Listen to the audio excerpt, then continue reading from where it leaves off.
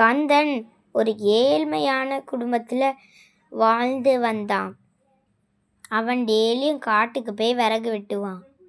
திடீர்னு ஒரு நாள் எப்பவும் போல் விறகு வெட்ட போது அவன் கோடாரியோட காம்பு தண்ணிக்குள்ளே விழுந்துருச்சு.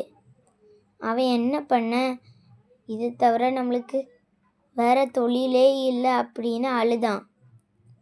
அப்போ அந்த அழுக சத்தத்தை கேட்டு ஒரு தேவதை வெளியே வந்தாங்க.